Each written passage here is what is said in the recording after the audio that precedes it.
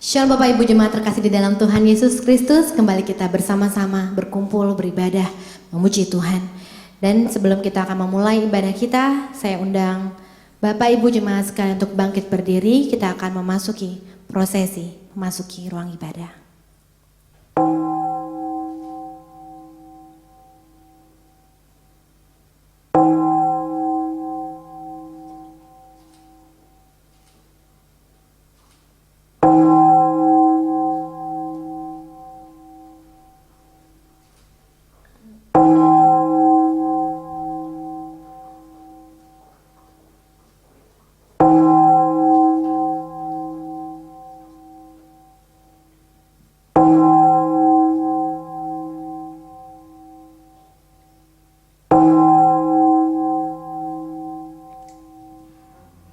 Mari kita boleh mengambil waktu secara pribadi untuk bersaat teduh, biar kita boleh mempersiapkan hati dan pikiran kita masuk dalam hadirat Tuhan yang kudus pada saat ini.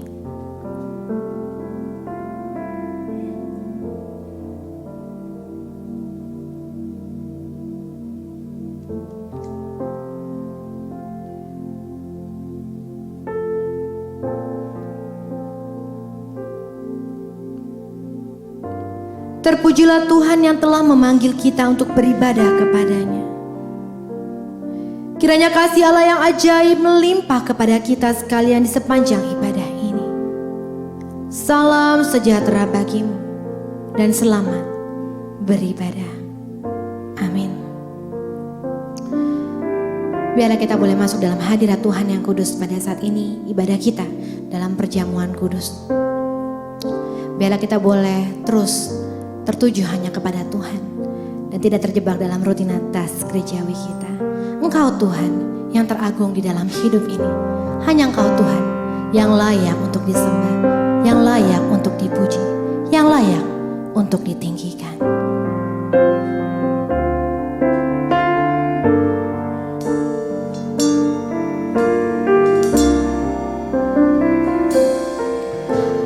Kau yang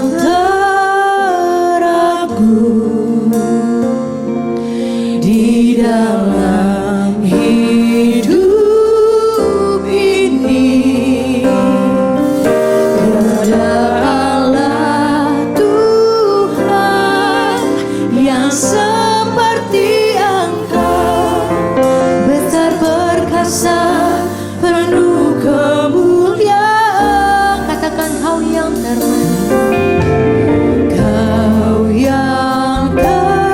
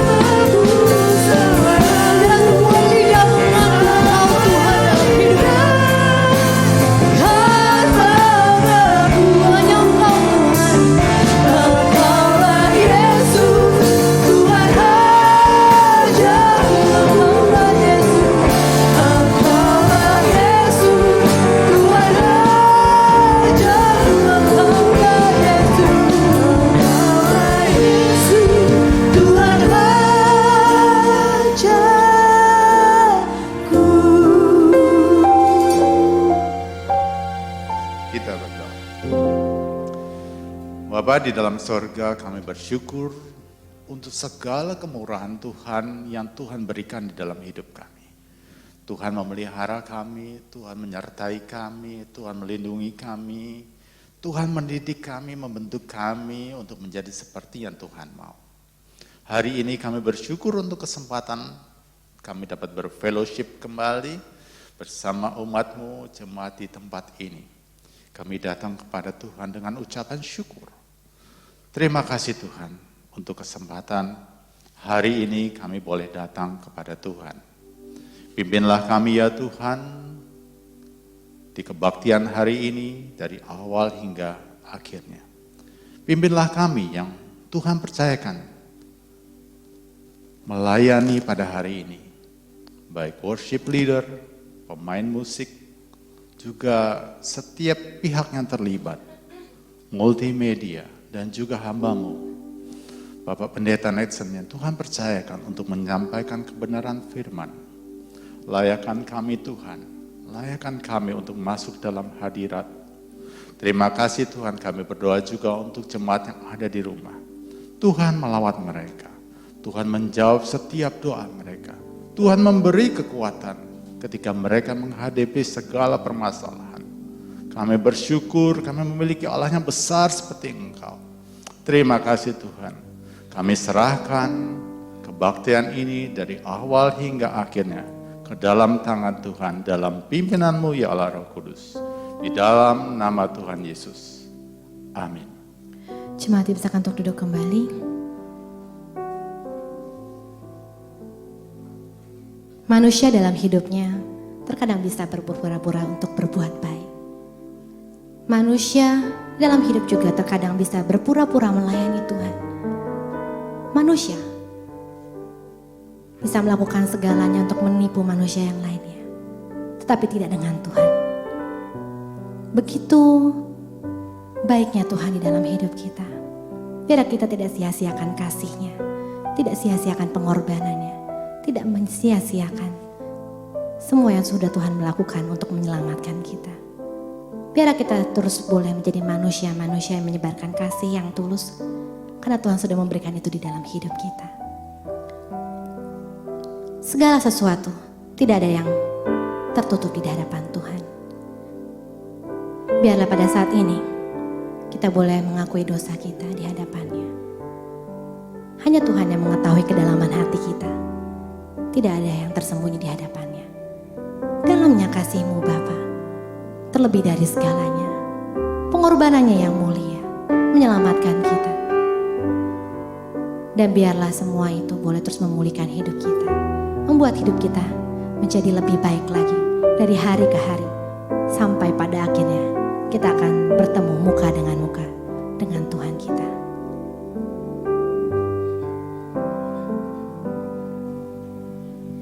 Dalamnya kasih-Mu Bapa, terlebih dari segalanya, pengorbanan-Mu yang mulia selamatkanku. Dengan darah yang tercurah, ampuniku atas dosa. Ku bersujud kepadamu, oh Yesusku. Engkau ku sembah, Kau yang terindah,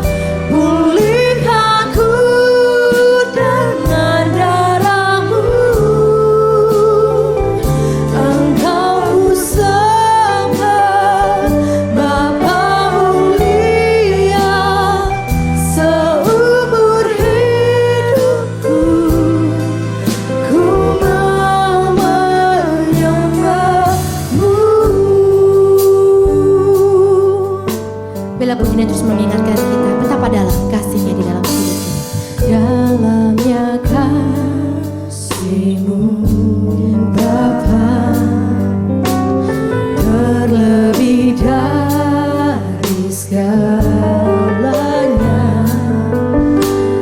pengorbanan yang mulia selamatkanku dengan darah yang mahal, dengan darah yang tercurah. Ampuniku atas dosa,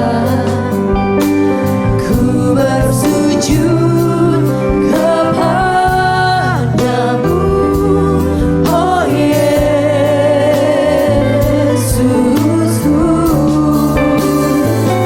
Engkau ku sembah, Kau yang terindah, pulihkanku dengan darah-Mu. Engkau ku sembah,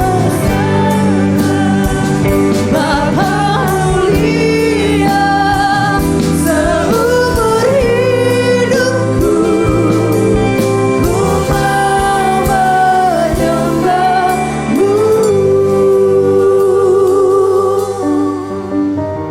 Biar kita boleh mengambil posisi berlutut.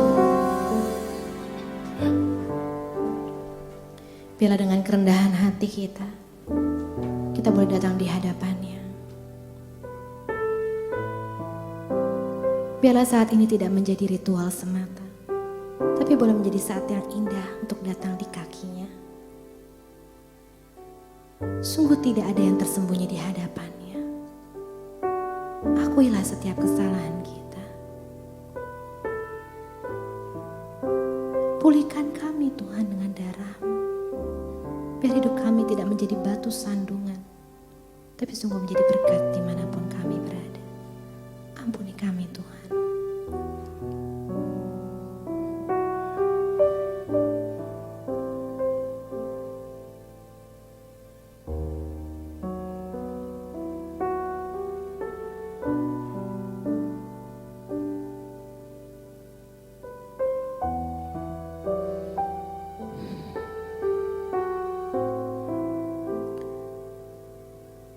Hati mereka tidak tetap pada Dia, dan mereka tidak setia pada perjanjiannya. Tetapi Ia bersifat penyayang. Ia mengampuni kesalahan mereka dan tidak memusnahkan mereka. Banyak kali Ia menahan murka-Nya dan tidak membangkitkan segenap amarah-Nya. Terima kasih Tuhan atas anugerah-Mu di dalam hidup kami. Ampuni kami Tuhan, karena kami masih sering melukai hati-Mu. Baharui hati kami Tuhan, agar kelak ketika kami bertemu dengan Engkau, kami tetap setia dan tidak bercela di hadapan-Mu. Terimalah doa kami ya Tuhan.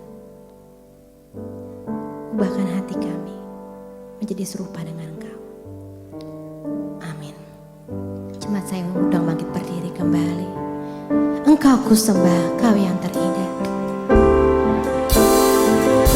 Engkau ku sembah, Kau yang terindah. Pulihkanku dengan darah-Mu. Engkau yang ku sembah, Bapa mulia, seumur hidupku ku mau menyembah-Mu.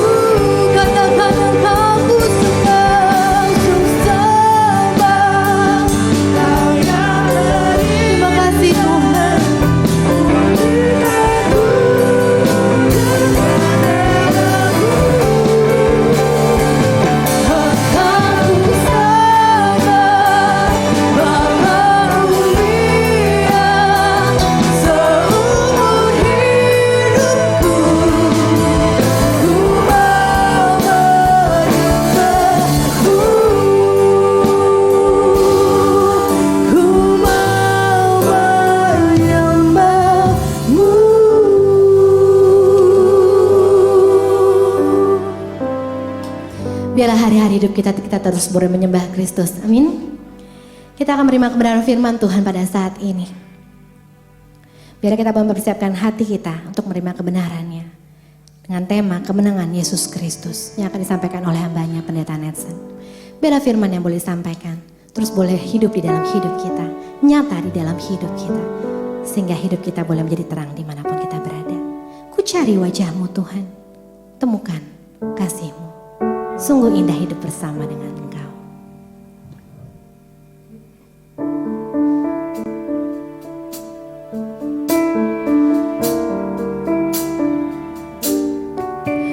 Ku cari wajah-Mu,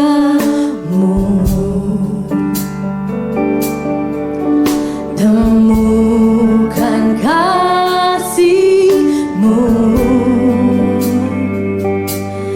Kau bukan Tuhan yang jauh dariku.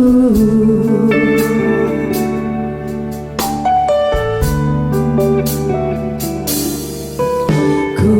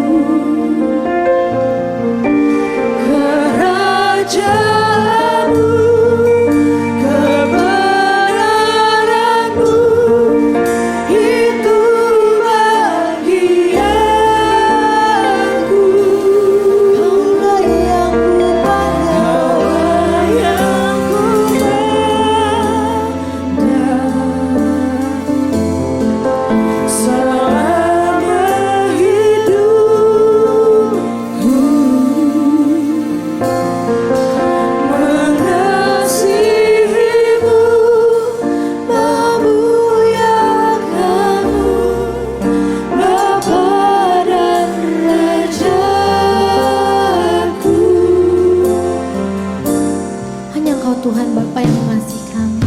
Bapa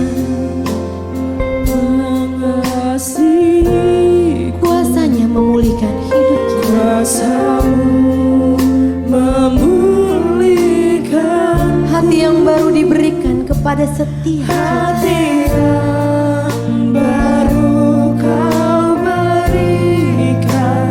untuk ku dapat melihat Untukku dapat melihat rencana-Mu indah di dalam setiap jalan kami. indah bagi Apapun yang terjadi, Engkau selalu ada di setiap jalan. di setiap jalanku. Hatiku haus dan lapar akan Katakan Engkaulah segalanya. Kaulah segalanya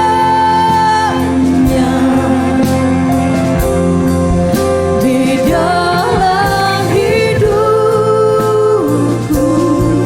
Kerajaanmu, kerajaanmu, Kebenaran-Mu Tuhan, biarlah hidup di dalam hidup kami.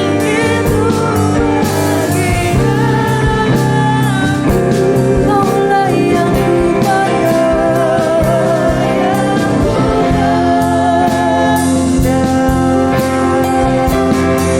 selama hidupku mengasihi-Mu, memuliakan-Mu, Bapa dan Raja.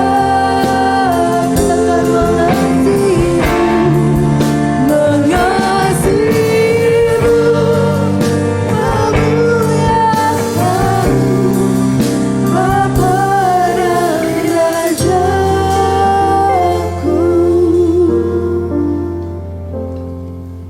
Mari kita berdoa. Itulah kerinduan kami ya Tuhan, untuk mengasihi Tuhan, memuliakan Tuhan di dalam seluruh aspek kehidupan kami. Namun kami menyadari di dalam kami menjalani kehidupan pergumulan iman kami, betapa tak mudah kami. Terkadang kami jatuh dan tak berdaya. Oleh sebab itu kami bersyukur Tuhan begitu besar anugerah-Mu bagi kami, dan Engkau mengangkat kami, Engkau menopang kami, Engkau yang senantiasa membangunkan kami ketika kami jatuh, sehingga kami boleh berdiri tegak di hadapan kasih setia Tuhan, di hadapan kemurahan Tuhan. Saat hari ini kami akan merenungkan kebenaran firman Tuhan. Berbicaralah kepada setiap kami masing-masing, baik kami yang ada di ruangan ini maupun setiap jemaat Tuhan yang ada di rumah masing-masing. Mungkin juga ada yang sedang terbaring di rumah sakit, yang sedang mengikuti ibadah secara live streaming ini. Tuhan menyapa setiap kami, berfirman kepada kami, ya Tuhan, kami siap memberikan hati kami, hidup kami, untuk boleh diisi dengan kebenaran firman Tuhan. Di dalam nama Tuhan Yesus Kristus kami berdoa, kami memohon. Amin. Silakan duduk.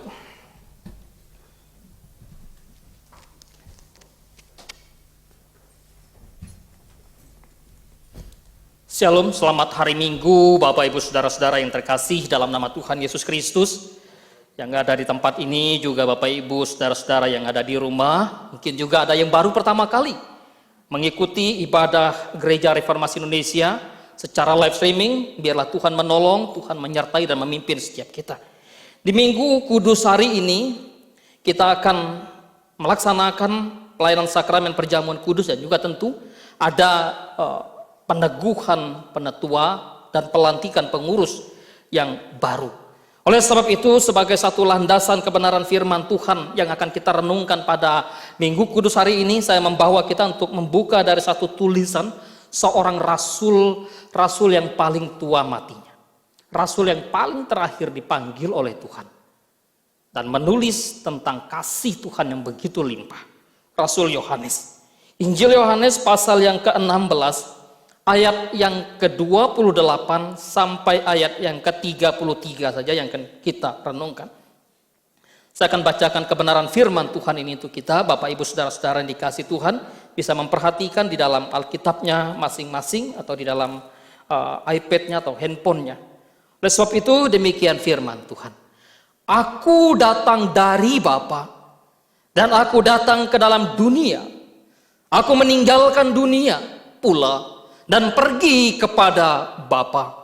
Kata murid-muridnya, lihat, sekarang engkau terus terang berkata-kata dan engkau tidak memakai kiasan. Sekarang kami tahu bahwa engkau mengetahui segala sesuatu dan tidak perlu orang bertanya kepadamu. Karena itu kami percaya bahwa engkau datang dari Allah. Jawab Yesus kepada mereka, percayakah kamu sekarang? Lihat, saatnya datang, bahkan sudah datang, bahwa kamu dicerai-beraikan masing-masing ke tempatnya sendiri, dan kamu meninggalkan aku seorang diri. Namun aku tidak seorang diri, sebab Bapa menyertai aku. Semuanya itu kukatakan kepadamu supaya kamu beroleh damai sejahtera dalam aku. Dalam dunia kamu menderita penganiayaan, tetapi kuatkanlah hatimu. Aku telah mengalahkan dunia.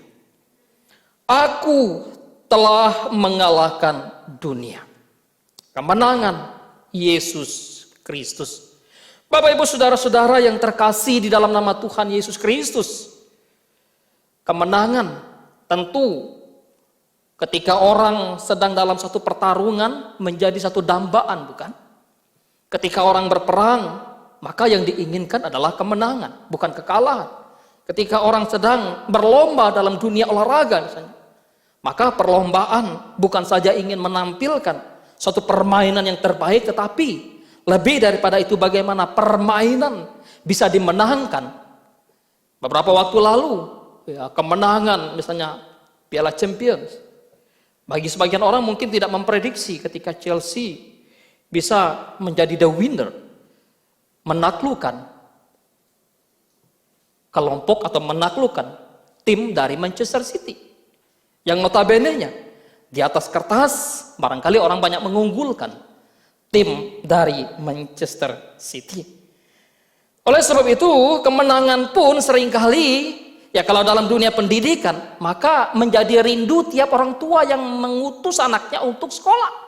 Kamu sekolah bagus-bagus, supaya nilaimu bagus dan kamu bisa menjadi orang yang bukan saja baik moralnya, baik karakternya, tetapi juga memiliki yang namanya akademis yang baik. Kemenangan juga menjadi satu rindu atau tiap orang yang ketika ingin berkompetisi dalam dunia bisnis. Ya, kalau kemudian masing-masing perusahaan memasukkan satu kesempatan, masukkan proposalnya, siapa yang akan memenangkan tender ini?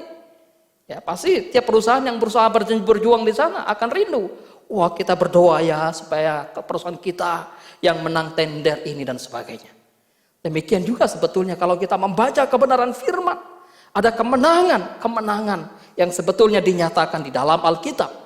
Apa yang disampaikan oleh Rasul Yohanes dalam bagian ini sebetulnya ya melengkapi satu pengajaran dari kata-kata Tuhan Yesus secara lengkap atau secara panjang sebetulnya dari pasal yang ke-13 sampai pasal yang ke-17 yang sebetulnya mempersiapkan para murid untuk menghadapi suatu penderitaan yang akan dihadapi. Karena dalam pasal yang ke-18 Injil Yohanes bagaimana Yesus ditangkap ya, dan para murid menjadi saksi bagaimana ketika Kristus ditangkap di sana. Ibu bapak saudara-saudara yang terkasih dalam nama Tuhan Yesus Kristus, ketika bicara tentang kemenangan Kristus, maka menarik sekali kalau kita memperhatikan apa yang sebetulnya yang ada dipertontonkan oleh dunia ketika dunia sudah jatuh ke dalam dosa. Manusia berdosa oleh karena apa? Pelanggaran terhadap hukum Allah. Karena ketidaktaatan kepada perintah Allah yang Allah sampaikan kepada manusia pertama, sehingga dosa menguasai seluruh sendi kehidupan manusia dan bahkan menghancurkan, memporak-porandakan dunia. Di dalam Kejadian pasal yang ketiga, ya, di sana ketika manusia sudah jatuh ke dalam dosa, maka manusia tidak lagi menjadi sahabat Allah. Manusia tidak lagi menjadi orang yang bersekutu, bergaul akrab, bergaul intim dan harmonis dengan Allah di sana. Tidak. Manusia justru melarikan diri dari Allah, bersembunyi dari Allah dan menghindar dari Allah, menjadi musuh Allah, menjadi seteru Allah. Dan Allah memberikan janji penebusan di dalam Injil, di dalam Kejadian pasal 3 ayat 15. Maka di sana, aku akan mengadakan permusuhan antara engkau dan perempuan ini, antara keturunan ular, keturunan iblis dengan keturunan perempuan. Dan keturunan iblis itu akan meremukkan tumitmu, tetapi keturunan perempuan itu akan meremukkan kepalamu. Sebetulnya kalau mengacu kepada bagian ini, maka bicara tentang kemenangan Kristus adalah suatu penggenapan dari janji yang Tuhan berikan. Penggenapan dari apa yang Tuhan sampaikan melalui janji kepada manusia yang sudah jatuh ke dalam dosa. Bapak Ibu saudara-saudara yang terkasih di dalam nama Tuhan Yesus Kristus, di dalam kembali kepada apa yang kita baca pada Minggu Kudus hari ini, menjadi sesuatu yang sangat menarik bagaimana satu diskusi yang terjadi antara Yesus dengan para muridnya. Kalau kita membaca satu perikop di dalam pasal yang ke-16 secara khusus, misalnya ayat 16 sampai ayat yang ke-33, maka di situ kita akan menemukan ketika Yesus memberitahukan kepada para murid bahwa bagaimana pergumulan yang mereka akan hadapi. Dan bagaimana kemudian Yesus memberitakan bahwa Dia tidak lama lagi bersama-sama dengan mereka. Hanya sebentar lagi, sesaat lagi kamu melihat aku, dan sesaat lagi kamu tidak melihat aku, dan sesaat lagi juga kamu melihat aku. Ini bicara bagaimana durasi antara percakapan Tuhan Yesus dengan kematiannya begitu dekat. Tetapi mereka tidak melihat dia lagi. Kenapa? Karena ketika dia mati di kayu salib, maka Yesus yang mati dalam rupa manusia dikuburkan, dan mereka tidak melihat lagi. Sesaat, tetapi kemudian dikatakan sesaat lagi juga kamu akan melihat aku. Kenapa? Karena setelah kematian dikuburkan, dan pada hari yang ketiga bangkit pula dari antara orang mati, sehingga dikatakan sesaat lagi juga kamu akan melihat aku. Bapak Ibu saudara-saudara yang terkasih di dalam nama Tuhan Yesus Kristus, menjadi sesuatu yang sangat menarik ketika kita memperhatikan bicara tentang apa yang Yesus sampaikan kepada para murid, bicara tentang kemenangan Kristus. Ya. Kemenangan Kristus, kalau kita memperhatikan dari tulisan Rasul Yohanes dari bacaan kita, maka yang pertama bicara kemenangan Yesus Kristus bukanlah kemenangan yang bergantung kepada kehadiran para muridnya, sehingga dalam apa yang dituliskan oleh para rasul dalam ayat yang ke-32, di situ dikatakan, lihat saatnya akan datang, bahkan sudah datang, bahwa kamu dicerai-beraikan masing-masing ke tempatnya sendiri, dan kamu meninggalkan aku seorang diri. Kemenangan Yesus Kristus tidak bergantung kepada support dari para muridnya. Ayo kita memberikan semangat pada Yesus supaya dia menang. Ayo kita memberikan semangat pada guru supaya dia menang. Tidak. Justru Yesus mengatakan, kamu akan tercerai-berai, kamu akan meninggalkan aku. Tidak seorang pun dari antaramu yang bersama-sama dengan aku di dalam meraih kemenangan, di dalam mencapai kemenangan, dan bahkan di dalam menghadapi pergumulan-pergumulan yang ada. Ya, biasanya kalau dalam konteks manusia, kalau olahraga, ya, kalau timnya ada supporternya datang gitu ya, nonton, pasti ada suatu semangat.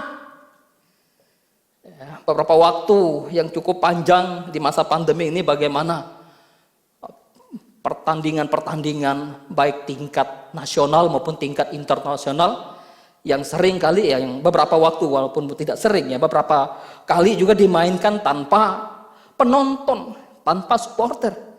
Maka pemain mengatakan, aduh ini ada satu kekosongan, ada terasa kehilangan energi, kehilangan dukungan, kehilangan kekuatan. Jika tidak ada supporter, jika tidak ada yang mendukung. Itu manusia, itu kita. Tetapi tidak dengan Kristus. Justru Yesus mengatakan, ketika Kristus diperhadapkan dengan satu pergumulan di dalam jalan salib yang akan dia hadapi, yang akan dia jalani, maka Kristus mengatakan kepada para murid, kamu akan tercerai-berai, kamu akan meninggalkan aku. Tidak ada satupun di antara kamu yang memberikan dukungan kepadaku. Bahkan ketika Kristus mengajak Petrus, Yakobus, dan Yohanes untuk bergumul dan berdoa, apa yang dilakukan para murid ini, ketiga murid ini? Bukannya justru bergumul, berdoa, yang ada mereka justru tidur. Mereka justru tertidur. Ya. Bapak Ibu saudara-saudara yang terkasih di dalam nama Tuhan Yesus Kristus. Tetapi hal yang sangat menarik dalam bagian ini. Maka bagaimana Yesus mengatakan, ada satu penegasan di sana ya.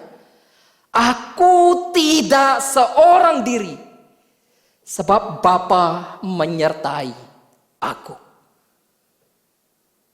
Hubungan yang kekal, relasi yang terbangun di dalam kekekalan, yang selalu ada antara Bapa dan Firman itu, antara Bapa dan Anak.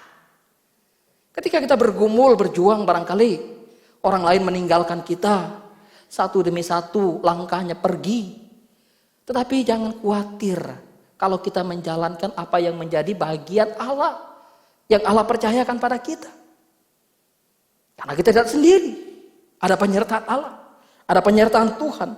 Ada Allah yang Immanuel. Aku menyertai kamu senantiasa sampai kepada akhir zaman. Kenapa mesti harus takut? Kenapa mesti harus ragu? Kenapa mesti harus bimbang? Ibu bapak saudara-saudara yang terkasih dalam nama Tuhan Yesus Kristus. Ya, beberapa waktu lalu ketika anak kami pernah mengikuti lomba gitu ya, di sekolah, lalu meminta datang ya, hadir, lihat, saksikan.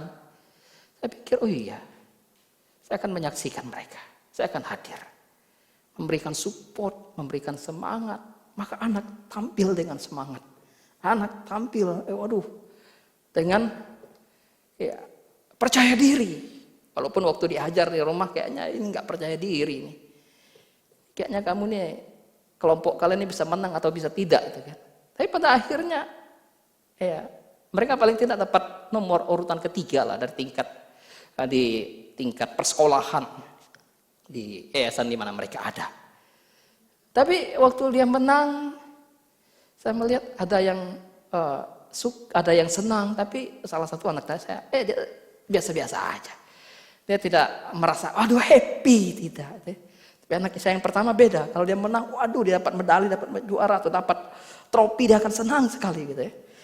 Bapak Ibu saudara-saudara yang terkasih dalam nama Tuhan Yesus Kristus, apa yang ingin disampaikan dalam bagian ini bahwa ketika Kristus berjuang menghadapi maut, menghadapi penderitaan, menghadapi salib yang dia derita, tidak ada support dari manusia, termasuk para murid yang dekat dan diajar oleh dia.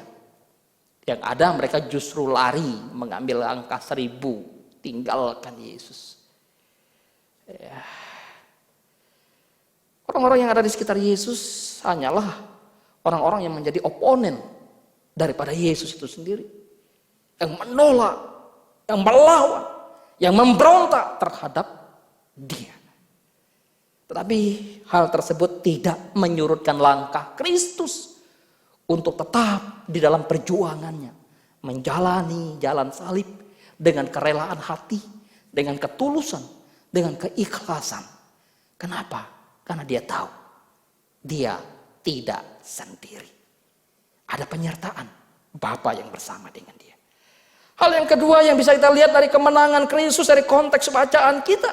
Ketika kita bicara kemenangan Kristus, maka kemenangan Yesus bukan saja hanya bergantung kepada manusia, bukan hanya kemudian bahwa kemenangan Kristus itu tidak bergantung kepada ciptaan, tidak bergantung kepada manusia, tidak bergantung kepada alam semesta dan sebagainya. Kemenangan Kristus pun memberikan satu tanda, satu gambaran bahwa dia adalah raja di atas segala raja. Dia adalah penguasa sorga dan bumi. Kalau kita memperhatikan nubuatan Nabi Yesaya, seorang anak telah lahir untuk kita, seorang putra misalnya, itu yang digenapi dalam Injil Matius ya. Lambang pemerintahan ada di atas baunya dan namanya disebutkan seorang penasehat ajaib, Allah yang perkasa, Bapa yang kekal, Raja damai, tidak berkesudahan kekuasaannya, kekal kekuasaannya, selama-lama kekuasaannya. Dan kalau kita memperhatikan apa yang disampaikan oleh penulis Injil Matius dalam menutup Injil Matius, apa yang disampaikan di sana dalam amanat agung, kepadaku ya telah diberikan kuasa di sorga dan di bumi. Ketika para murid sebagian ragu untuk tunduk dan menyembah dia,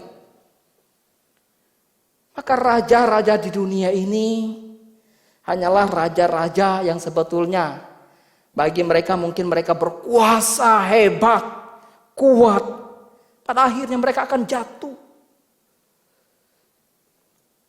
Ketika Asyur merasa berkuasa, hebat menaklukkan kerajaan Israel, pada akhirnya Asyur pun tumbang di tangan Babel. Ketika Babel merasa berkuasa, berjaya, kita kuat, kita menaklukkan kerajaan-kerajaan Israel, pada akhirnya Babel akan runtuh dan ditaklukkan oleh Media Persia. Dan ketika Media Persia kemudian merasa kita berjaya, kita mampu mengalahkan kekuasaan Babel yang kuat, yang gagah, yang perkasa, maka pada akhirnya Media Persia pun jatuh di tangan kekuasaan Romawi. Romawi barangkali merasa jaya, merasa kuat, merasa hebat. Pada akhirnya juga kekuasaan Romawi tumbang kan. Mana sih kekuasaan-kekuasaan raja dunia yang hebat, yang kuat? Tidak ada. Hanya satu kekuasaan raja yang berkuasa, yaitu Kristus Yesus, raja di atas segala raja. Apa yang disampaikan dalam ayat yang ke-33 bagian terakhir? Aku telah mengalahkan dunia. Bicara tentang dunia, sebetulnya terminologi yang dipakai oleh Yohanes juga menunjukkan tentang penghulu-penghulu udara. Penguasa-penguasa yang menentang pengajaran Kristus, yang menentang anak Allah, dan bahkan yang menentang para pengikut-pengikut Kristus. Ya. Kalau kita memperhatikan tulisan Rasul Paulus dalam 1 Korintus pasal 15 ayat 24 sampai 27 di sana.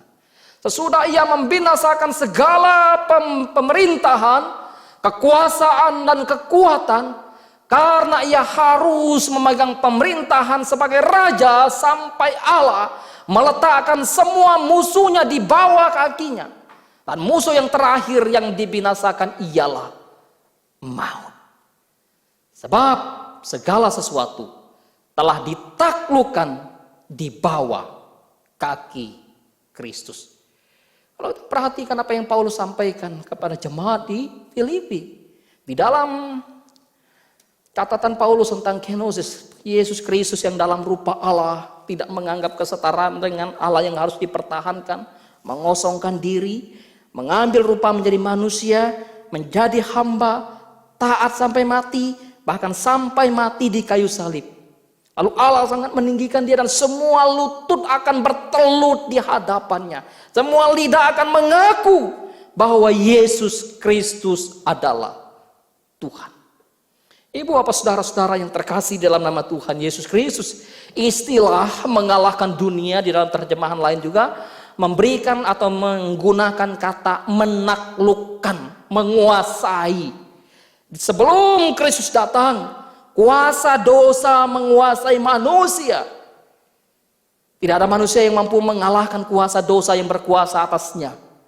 Mau dengan cara apapun, dengan ibadah, dengan ritual keagamaan, dan bahkan ketika hukum Taurat diberikan kepada orang-orang Yahudi, mereka pikir mereka begitu kuat dan taat menjalankan hukum itu, pada akhirnya mereka juga tidak mampu. Mereka gagal. Hanya satu yang mampu menaklukkan, mengalahkan kuasa dosa. Itu Kristus, Tuhan itu.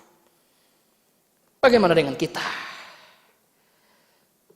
Ketika kita berjuang juga ya. Bertarung di tengah-tengah dunia ini. Kita seringkali kita anak raja. Anak raja apa? Kemudian, kita menang. Kita nggak kalah. Buktinya apa? Buktinya kita bisa sembuh dari sakit. Itu bukan simbol anak raja. Walaupun tentu Tuhan bisa memberikan kesembuhan.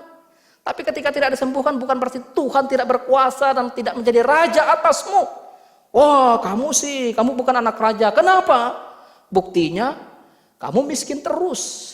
Seringkali manusia mengidentifikasi secara khusus orang Kristen ya, barangkali mengidentifikasi diri sebagai anak raja dengan ukuran-ukuran manusiawi, dengan ukuran-ukuran materi dan sebagainya. Tetapi bicara ketika kita betul sebagai anak raja, anak-anak raja, anak-anak Allah, waktu diperhadapkan dengan dosa, godaan, tantangan, pergumulan, bagaimana dengan kita? Menang atas kuasa dosa atau justru datang dan tunduk di bawah kuasa dosa itu? Ini satu pergumulan yang tidak mudah yang kita hadapi di dalam kehidupan hari lepas hari. Bapak Ibu Saudara-saudara yang terkasih dalam nama Tuhan Yesus Kristus, maka bicara tentang kemenangan Kristus, kemenangan Yesus Kristus dalam konteks bacaan kita. Yesus Kristus menang karena dia menang pada dirinya, menang bukan karena disupport oleh para muridnya, menang karena dia Allah yang berkuasa, menang karena dia raja di atas segala raja. Tapi kemenangan Kristus juga memberikan gambaran kepada kita bahwa ditandai dengan kembalinya dia kepada Bapa. Aku datang dari Bapa. Aku datang ke dalam dunia. Aku meninggalkan dunia. Kembali kepada Bapa. Kristus yang dalam rupa Allah diutus untuk datang ke dalam dunia. Kristus yang adalah Allah diutus ke dalam dunia untuk menjadi manusia. Ya, karena begitu besar kasih Allah akan dunia ini sehingga ia mengaruniakan anaknya yang tunggal diutus ke dalam dunia. Kalau kita diutus ya, kalau orang yang namanya diutus untuk bertarung, kalau berjuang ya, banyak tentara kita misalnya diutus untuk memerangi pemberontakan di salah satu pulau di Indonesia misalnya. Menang, mereka akan kembali.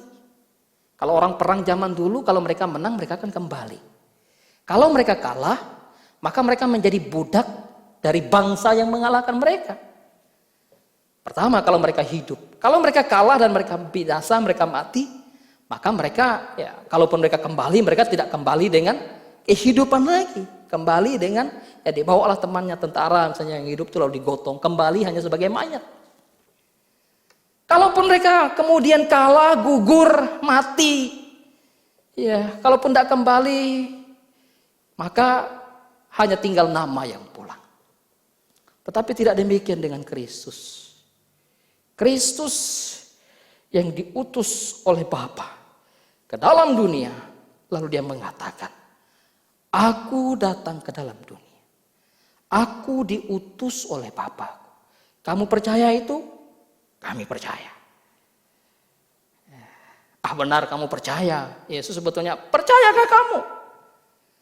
Ini sebetulnya bukan satu gambaran bahwa ketika mereka kami percaya. Bukan suatu pengakuan yang iman yang betul-betul menyatakan iman mereka.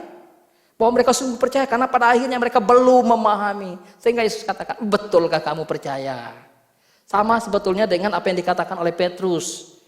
Ketika dia mengatakan, semua mereka akan meninggalkan engkau, aku sendiri akan bersama dengan engkau. Yesus katakan, engkau akan bersama dengan aku? Hai Petrus, engkau mengasihi aku? Sebelum ayam berkokok 3 kali, engkau telah menyangkal aku. Yesus katakan kepada para muridnya dalam bagian, kalian percaya bahwa aku diutus oleh Bapa? Bapak Ibu Saudara yang dikasihi, maka ketika bicara tentang kemenangan Kristus, Yesus diutus untuk mengalahkan kuasa maut, mengalahkan kuasa dosa, dan dia menang. Deklarasi kemenangannya adalah bagaimana dia turun ke dalam kerajaan maut dan bangkit dari kematian. Deklarasi kemenangan Kristus. Ya, kalau tidak bangkit kan berarti tunduk dan takluk, karena itu Paulus berkata, kalau Kristus tidak bangkit maka sia-sialah pemberitaan kami, sia-sialah iman kamu. Kebangkitan yang pertama, kebangkitan yang sulung, kemenangan. Dia kembali kepada Bapa. Yang beberapa waktu lalu, event gereja yang kita peringati, peristiwa kenaikan Kristus. Dalam Yohanes pasal 14 juga sebetulnya dikatakan di sana, aku kembali kepada Bapa, supaya di mana aku berada, kamu berada. Aku kembali kepada Bapa untuk menyediakan tempat bagimu. Sungguh luar biasa gambaran kemenangan Kristus yang disampaikan oleh penulis dari kitab Yohanes ini. Yesus diutus ke dalam dunia untuk apa? 1 Yohanes atau menyatakan di sana, untuk inilah anak Allah menyatakan diri. Untuk inilah anak Allah diutus, yaitu supaya ia membinasakan perbuatan-perbuatan iblis. Ya, jadi kenapa Kristus diutus? Untuk mengalahkan maut, mengalahkan kuasa iblis. Sehingga tidak ada cara lain dan tidak ada jalan lain untuk bisa datang kepada Bapa kecuali melalui Kristus. Hidup yang kekal tidak bisa diperoleh dengan cara-cara yang lain kecuali hanya satu. Di dalam Kristus Yesus Tuhan yang sudah mati di kayu salib, yang menganugerahkan keselamatan kepada kita. Dan kemenangan itu oleh karena Kristus yang adalah Tuhan. Yesus Kristus akan melawan penguasa dunia, menegakkan penghakiman atas dunia. Karena itu ketika anak Allah, Yesus Kristus lahir ke dalam dunia, mulai penghakiman. Penghakiman mulai terjadi. Lihatlah anak domba Allah yang menghakimi dosa manusia. Yohanes menulis di dalam bagian-bagian kitab Injil Yohanes. Sekarang berlangsung penghakiman atas dunia ini. Sekarang juga penguasa dunia ini akan dilemparkan keluar. Luar biasa sebetulnya deklarasi dari suatu kemenangan yang Kristus sampaikan. Ya, yang sering kali juga sebetulnya kita hanya sebatas tahu. Tapi dalam menjalani kehidupan bersama dengan Kristus, tunggu dulu gitu ya. Tunggu dulu hidup sebagai orang percaya yang sungguh-sungguh, tunggu dulu. Gitu ya. Bapak Ibu Saudara yang dikasihi oleh Tuhan Yesus Kristus, maka bicara tentang kemenangan Kristus, iya, Yesus sudah menang, iya. Kemenangan Kristus adalah satu kemenangan yang luar biasa, dan puncak kemenangan Kristus adalah ketika dia di kayu salib dan berkata, sudah selesai. Kebangkitannya dari kematian, penguasa dunia tidak berkuasa, tidak berdaya sedikit pun. Yohanes mengatakan mereka tidak berkuasa atas. Mereka pikir mereka sudah menang ketika mereka menyalibkan Kristus. Mereka pikir mereka menang ketika mereka sudah menangkap, menganiaya, menyesal, dan bahkan memakukan Kristus kayu salib. Dunia berkata kita sudah menang. Justru di situ dikatakan bagaimana alam maut gentar. Tirai tabir bait Allah terbelah dari atas ke bawah. Gempa bumi terjadi, bukan saja ketika kematiannya, ketika kebangkitannya pun gempa bumi terjadi. Kemenangan Kristus adalah kemenangan atas dosa dan kematian. Karena itu jangan pernah terlalu berpikir kemenangan Kristus sehingga kita menang atas perekonomian, ekonomi kita bangkit. tanpa percaya pada Kristus pun begitu banyak orang yang tidak percaya pada Kristus, ekonominya bangkit. Tentu saja Kristus bisa memulihkan, bisa. Wah, kita sudah mengalami kuasa kemenangan Kristus, buktinya apa? Buktinya saya naik jabatan, itu bukan hanya karena kemenangan Kristus. Orang dunia kalau kerja bagus-bagus pun, mereka akan diangkat, posisi mereka lebih baik misalnya. Tapi kemenangan Kristus yang harus kita renungkan. Bagaimana dia menebus saya dan saudara. Yang harusnya kita terpanggang di api neraka. Yang begitu mematikan itu. Namun dia selamatkan kita. Maut sudah dikalahkan. Sebetulnya ketika kita bicara tentang kemenangan Kristus, maka dalam pasal yang kita baca tadi dalam ayat yang terakhir, Yesus Kristus menyatakan tujuannya, menceritakan, mengajarkan kepada para muridnya, yang sekaligus juga menjadi implikasi bagi kita orang percaya apa? Ada damai sejahtera di dalam Dia. Oleh karena kemenangan Kristus, maka kita mengalami damai sejahtera. Damai sejahtera yang ada di dalam Dia, bukan damai sejahtera yang dari dunia. Ketika Kristus bangkit dan para murid mengalami ketakutan, ia lalu menyapa mereka, damai sejahtera bagi kamu, damai sejahtera bagi kamu, yang kuberikan tidak seperti damai sejahtera yang dunia berikan. Dunia memberikan damai sejahtera yang semu, yang palsu. Dunia pikir, oh kamu banyak uang, kamu damai sejahtera dong.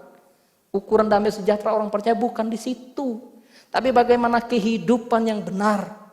Hidup di dalam Kristus, menjalani kehidupan seturut dengan kehendak Allah. Damai sejahtera sekalipun mereka teraniaya. Damai sejahtera sekalipun mereka mengalami siksaan. Damai sejahtera sekalipun mereka harus dicambuk. Itulah gambaran yang dialami oleh para rasul. Ketika Kristus sudah naik ke surga, Roh Kudus sudah dicurahkan turun atas para rasul. Mereka tetap bersuka cita dan memiliki damai sejahtera. Kalau kita baca kisah para rasul itu, waduh, indah gitu ya. Kehidupan orang percaya. Bahkan di sakit pun orang bisa menghibur orang lain. Di menjelang kematian pun orang percaya yang mengalami damai sejahtera, dia biasa menguatkan orang yang sehat. Damai sejahtera. Ada shalom dalam hidup orang percaya. Ada shalom enggak dalam hidup kita? Ada enggak damai sejahtera dalam hidup kita? Jangan-jangan kita hanya, saya suka cita, saya damai sejahtera. Saya hari ini dapat tunjangan, saya hari ini saya suka cita, saya damai sejahtera. Tentu saja tidak ada yang salah dalam hal itu. Tapi bukan itu inti dari sejahtera, dari damai sejahtera yang diberikan oleh Tuhan kepada kita orang percaya. Oleh sebab itu di dalam penekanan selanjutnya apa yang disampaikan adalah bagaimana damai sejahtera, kemudian ada keberanian dalam menderita dalam kebenaran. Kemenangan Kristus, ya, tapi apa implikasinya bagi kita? Yesus dengan tegas mengatakan, kamu akan menderita dalam dunia, kamu menderita penganiayaan. Jangan kaget, ikut Kristus kok saya menderita gitu. Percaya kepada Yesus, taat melayani Kristus, bahkan bergumul, berdoa rajin, baca firman rajin, persekutuan rajin, kok saya masih menderita sih gitu. Jangan terkejut, jangan kaget. Yesus katakan kamu menderita dalam dunia. Banyak orang mungkin, ya walaupun mungkin tidak banyak lah, orang-orang tertentu mengajarkan kamu ikut Kristus, kamu tidak menderita lagi dalam dunia. Omong kosong. Kristus tidak menjanjikan bahwa kamu tidak menderita dalam dunia, walaupun kamu taat mengikut Dia. Bahkan Paulus berkata, anugerah kita adalah anugerah yang double. Pertama anugerah untuk percaya, tapi kedua adalah anugerah untuk menderita bagi Dia. Ketika hidupmu sebagai orang percaya di tengah-tengah dunia yang melihat dosa, paling tidak kalaupun kamu tidak melakukan dosa di sana, kamu akan gelisah, kamu akan menderita, kamu akan merasa sakit. Ini kenapa orang jahat sekali? Ini penderitaan. Jadi penderitaan, penganiayaan tidak serta-merta harus dipukul seperti para rasul dan sebagainya. Tidak seperti harus itu. Dan bahkan ketika kita tahu, waduh saya ini punya kemampuan untuk membuat hidup saya lebih terkenal, stylenya lebih misalnya mengikuti dunia. Tapi saya tahu bahwa saya hidup sebagai umat Kristen, sebagai hidup orang percaya, saya sebagai murid Kristus. Yang sampai kemudian saya hadir di sana menjadi batu sandungan. Maka disitulah pergumulan hidup kita. Maka perjuangan kita adalah bagaimana menaklukkan diri. Kemenangan kita, mampukah kita menaklukkan diri. Dan hal yang terakhir yang sebetulnya ingin disampaikan dalam bagian ini adalah bagaimana bicara kemenangan Kristus dan implikasinya bagi kehidupan kita sebagai orang percaya. Bukan saja bagi sukacita, damai sejahtera ada pada kita. Bukan saja sekedar bagaimana kemudian kita yang mengalami suatu penderitaan dan mampu bersukacita di sana, tetapi juga apa yang disampaikan oleh Yesus di bagian yang terakhir ini adalah ketika Kristus menyampaikan tentang bagaimana kemenangannya dan implikasinya bagi hidup kita adalah ada keteguhan hati, ada keberanian. Ya, teguhkanlah hatimu. Di dalam terjemahan lain, bergembiralah. Atau siapkanlah hatimu gitu ya. Bergembiralah. Siapkanlah hatimu. Ya, teguhkanlah hatimu. Aduh, ini kayaknya enggak bagus. Ya. Ibu bapak saudara yang dikasih Tuhan, maka dengan demikian ketika kita bicara Kristus menang, iya. Pergumulan selanjutnya adalah hidup kita orang percaya. Biarlah kita bergumul di dalam kehidupan hari lepas hari. Sebab ketika Kristus sudah menang, harusnya ya kita sebagai orang percaya pun diberikan potensi oleh Tuhan untuk menang melawan kuasa dosa, melawan kuasa maut. Artinya tidak takluk lagi kepada satu kematian yang kekal. Dan kalaupun kita menang, memenangkan pertarungan, pertempuran dalam kehidupan, baik sebagai misalnya pengusaha, sebagai bisnis, ya menanglah dengan cara elegan. Bukan dengan cara yang tidak pantas. Ketika kita olahraga, ya menang. Kalau mau menang, menanglah dengan cara yang betul-betul sungguh. Karena kita sudah terlatih berjuang. Bukan karena menang lalu dengan strategi-strategi yang licik. Tidak. Itulah gambaran hidup kita. Kristus menang. Dia elegan. Dia benar. Menjalani seluruh kehendak Bapa. Dituduhkan berapapun kejahatan kepada dia. Tidak ada kejahatan yang bisa ditunjukkan oleh para oponen kepada hakim, kepada pengadil, dan bahkan kepada Kristus sendiri. Itulah hidup kita. Bila Tuhan menolong kita, Tuhan memimpin kita untuk hidup di dalam kasih Kristus, di dalam kebenarannya, di dalam kemenangannya. Engkau berjuang, engkau bergumul. Saya tidak tahu apa pergumulanmu, apa perjuanganmu, tapi lihatlah kepada Kristus. Bergantunglah kepada Kristus, berjalanlah di dalam Kristus. Dia memberikan kemampuan kepadamu. Mari kita berdoa. Bapa dalam surga, kami datang, kami mengucap syukur kepadamu di Minggu Kudus hari ini. Kami boleh merenungkan kebenaran firman Tuhan. Firman yang kiranya menguatkan kami, meneguhkan iman kami, menyadarkan kami betapa kami ini lemah dan rapuh tanpa pertolongan Tuhan, tanpa anugerah-Mu yang menguatkan kami. Terima kasih Tuhan untuk segala anugerah-Mu yang limpah, yang menguatkan, yang membimbing, yang menopang kami. Sehingga olehnya kami tetap bisa berdiri dan beriman teguh. Bukan karena hebat kuat kami, tetapi karena kemurahan Allah semata yang begitu besar bagi kami. Pada kesempatan Minggu Kudus hari ini kami berdoa untuk setiap jemaat Tuhan yang berulang tahun. Tuhan menolong, memberkati mereka dalam pertambahan usia. Kiranya kekuatan kesehatan yang Allah anugerahkan kepada mereka seturut dengan kasih-Mu bagi setiap mereka. Dan lebih daripada itu, biarlah dalam usia yang bertambah, anugerah Allah yang limpah dan memampukan mereka untuk hidup terus setia di dalam iman dan panggilan mereka sebagai anak-anak-Mu ya Tuhan. Kami berdoa untuk pemulihan Jili. Biarlah Tuhan juga yang senantiasa menuntun, menopang. Sekiranya Tuhan berkehendak, tentu tidak ada yang mustahil bagi Allah. Namun ketika Tuhan memperkenankan Jili untuk mengalami sakit, kami percaya juga Tuhan yang memberikan kepada dia untuk bisa bergumul terus di dalam iman, di dalam kesetiaannya kepada Tuhan, dan boleh mengalami segala pemeliharaan Tuhan. Karena kami tahu, kami percaya pemeliharaan Tuhan sempurna dan tidak pernah salah dalam hidup kami.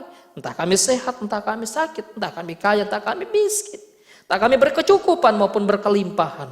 Anugerah Allah senantiasa beserta dengan kami. Anugerah Allah senantiasa limpah atas hidup kami. Kami yang tidak mampu memahami akan kebaikan dan kebesaran Tuhan. Kami bergumul, kami berdoa ya Tuhan untuk peneguhan penetua dan ketua komisi anak dan IO hari ini, biarlah Tuhan juga yang senantiasa pimpin. Yang sebentar kami akan lakukan, Tuhan sertai. Kami menyerahkan dalam tangan Tuhan untuk pergumulan tiap jemaat Tuhan. Pendidikan anak-anak, keluarga, kesehatan, usaha, pekerjaan mereka. Mereka yang bergumul dengan pasangan hidup mereka. Mereka yang bergumul dengan pekerjaan mereka. Tuhan tolong tiap mereka. Kami berdoa untuk setiap pertumbuhan iman kami. Biarlah makin hari kami makin dikuatkan, diteguhkan dalam iman, dalam panggilan kami. Walaupun berbagai pergumulan besar barangkali kami hadapi, namun kami percaya Allah tetap beserta dengan kami. Terpujilah nama Tuhan. Untuk Yayasan Pama, Tuhan juga yang memberkati, menolong, menyertai, mencukupkan segala keperluan, dan bahkan seluruh pengurus Yayasan Pama, untuk seluruh pengurus gereja, biarlah Tuhan juga yang pimpin dan seluruh jemaatmu yang ada. Terpujilah nama Tuhan. Di dalam nama Tuhan Yesus Kristus kami berdoa. Amin. Baik, saya undang jemaat untuk bangkit berdiri.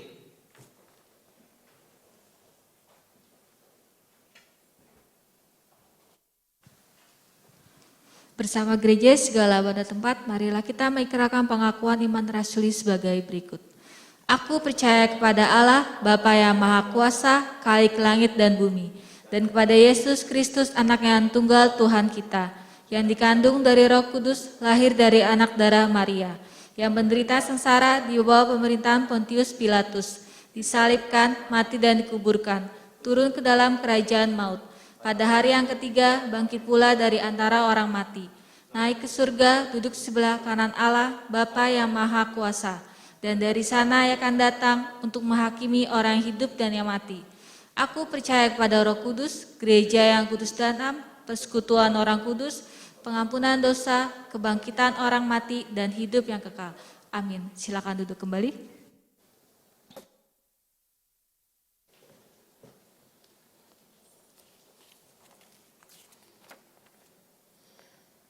Bapak Ibu Saudara-saudara yang terkasih dalam nama Tuhan Yesus Kristus, hari ini kita duduk di sekitar meja perjamuan Tuhan. Bagi Bapak Ibu Saudara yang ada di rumah, bisa mempersiapkan diri yang ingin mengikuti perjamuan kudus juga.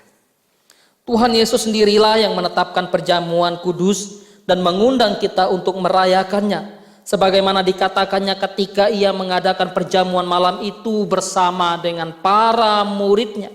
Ia berkata, perbuatlah ini menjadi peringatan akan aku. Apa arti perjamuan kudus? Mengapa Tuhan Yesus memerintahkan kepada gerejanya untuk merayakan perjamuan kudus sampai dia datang kembali? Pertama, perjamuan kudus adalah perayaan untuk memperingati penderitaan dan kematian Tuhan Yesus Kristus demi keselamatan kita. Karena hanya melalui karya Allah di dalam Tuhan Yesus saja kita dapat menerima keselamatan sejati. Dalam perjamuan kudus, roti yang kita makan dan anggur yang kita minum menyatu dengan kita. Dengan demikian setiap kali kita merayakan perjamuan kudus, kita diingatkan betapa erat persekutuan kita dengan Tuhan Yesus Kristus yang menderita, mati, dan bangkit untuk keselamatan kita. Perjamuan kudus merupakan tanda atau materai yang menunjukkan betapa kokoh perjanjian damai antara Allah dengan kita. Perjamuan kudus mengingatkan kita bahwa Tuhan Yesus Kristus sendiri menetapkan dan menjamin janjinya untuk menyelamatkan kita, yang ditandai dengan darahnya yang suci. Perjamuan kudus tidak hanya melambangkan betapa erat persekutuan kita dengan Tuhan Yesus Kristus, tetapi juga menyadarkan kita betapa erat persekutuan kita dengan sesama orang percaya sebagai tubuh Kristus yang satu. Roti dan anggur dalam perjamuan kudus adalah lambang tubuh dan darah Tuhan Yesus Kristus. Memang Tuhan Yesus Kristus tidak hadir dalam rupa roti dan anggur, tetapi kita percaya bahwa Tuhan Yesus Kristus hadir dalam roh dan kebenaran. Dengan demikian kita percaya bahwa perjamuan kudus adalah perjamuan sukacita, sebab Tuhan sendirilah yang menyelenggarakannya bagi kita, anak-anaknya, yang telah dipersatukan tidak hanya dengan penderitaan dan kematian Tuhan Yesus Kristus, tetapi juga dengan kebangkitannya. Karena itu perjamuan kudus benar-benar menguatkan dan menyegarkan iman dan pengharapan kita. Selain itu perjamuan kudus juga mengarahkan kita kepada masa depan yang kekal, yakni kepada penggenapan perjamuan agung Sang Anak Domba Allah, di mana kita akan dipersekutukan dalam kekekalan secara sempurna dengan Tuhan dan sesama orang percaya. Mari kita tundukkan kepala, kita berdoa. Bapa, kami mempersiapkan diri kami, hati kami, hidup kami untuk menerima perjamuan kudus. Biarlah kami dikuatkan dan kami diingatkan akan pengorbanan Kristus yang begitu besar bagi kami manusia yang tidak layak dan tidak hidup sungguh-sungguh di hadapan Tuhan. Oh Tuhan, tolong kami. Dalam nama Tuhan kami Yesus Kristus kami berdoa. Amin. Kepada pelayan saya persilakan untuk maju ke depan.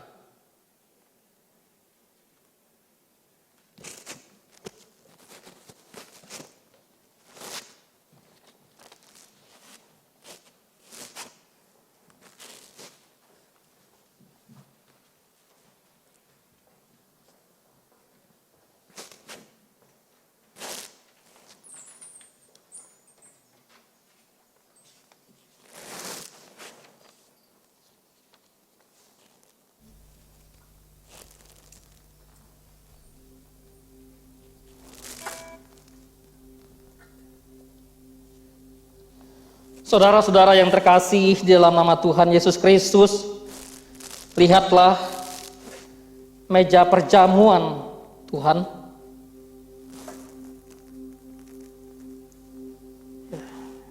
Yang sudah siap untuk kita. Dan perjamuan kudus ini diperuntukkan bagi saudara-saudara yang sudah dibaptis dan sudah disidi. Berbahagialah mereka yang diundang ke dalam meja perjamuan Sang Anak Domba Allah. Roti dan anggur sudah tersedia, namun janganlah kita terpancang pada roti dan anggur yang ada di hadapan kita. Ya, melainkan angkatlah hati kita kepada Tuhan kita Yesus Kristus, karena Dialah roti hidup, air hidup yang sejati, yang kepadanya sepantasnya, selayaknya kita angkat hati kita. Sementara perjamuan kudus dibagikan, pujian akan mengiringi kita.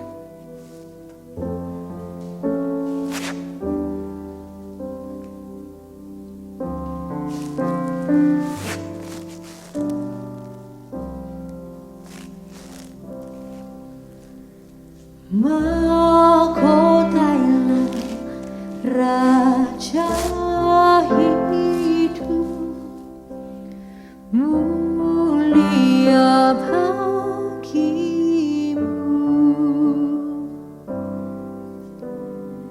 Ingat mahkota durimu,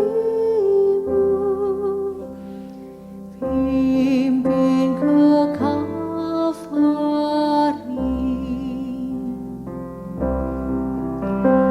jangan lupa Getsemani, jangan lupa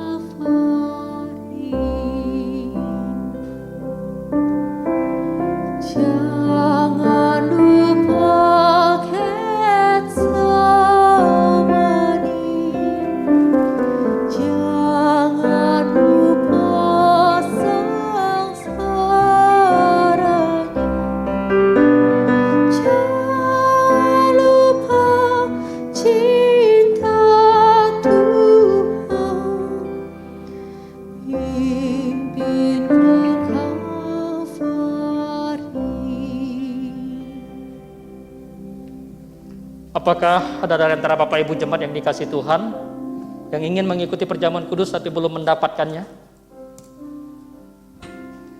Baik, kalau tidak ada, saya mengundang kita untuk bangkit berdiri.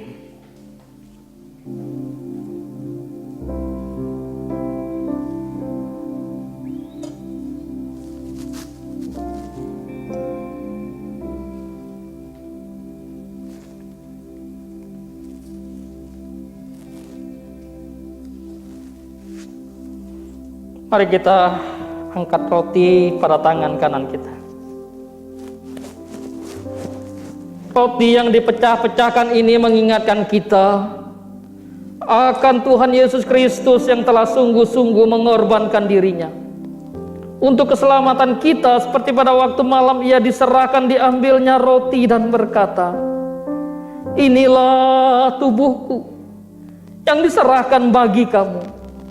Perbuatlah ini menjadi peringatan akan aku." Dalam nama Tuhan Yesus Kristus, makanlah.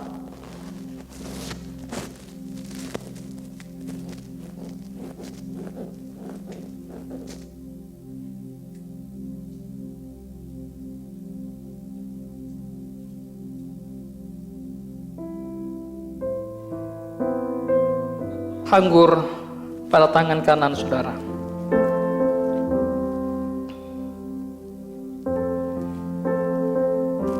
Air anggur ini mengingatkan kita akan Tuhan Yesus Kristus yang telah sungguh-sungguh mengucurkan darahnya untuk keselamatan kita.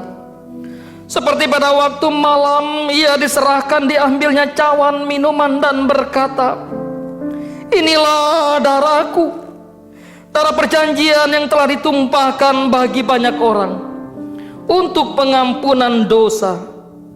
Perbuatlah ini menjadi peringatan akan aku." Dalam nama Tuhan Yesus Kristus, minumlah.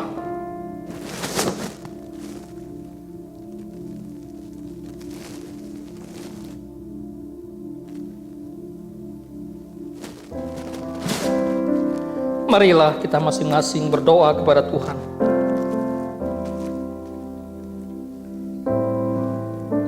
Mengucap syukur atas anugerah Allah yang limpah, yang mengasihi kita, yang rela mati di kayu salib, menyerahkan nyawanya kepada Bapa, supaya kita hidup di dalam anugerahnya. Dia memanggil kita untuk melayani Dia, melakukan kehendaknya. Karena itu, tetapkanlah hatimu, teguhkanlah panggilanmu, dan berkomitmenlah.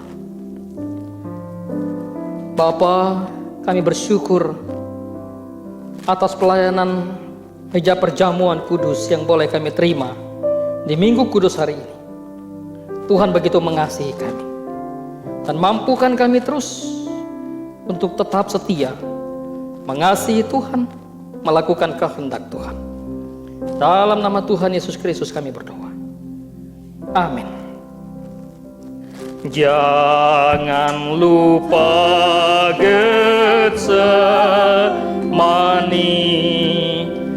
jangan lupa sengsaranya,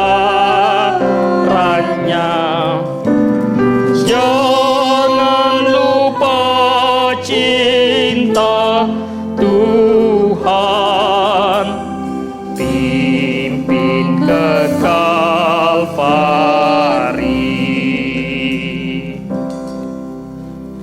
Jangan lupa Getsemani, jangan lupa sengsaranya, jangan lupa cinta Tuhan, pimpin ke Kalvari. Jemaat dipersilakan duduk. Sekarang tiba waktunya untuk kita mendengarkan pembacaan surat keputusan, peneguhan, penetua, dan pelantikan Ketua Komisi Sekolah Minggu dan juga IO. Yang disampaikan, yang dibacakan oleh Penetua Sugiono Subeno. Dipersilakan.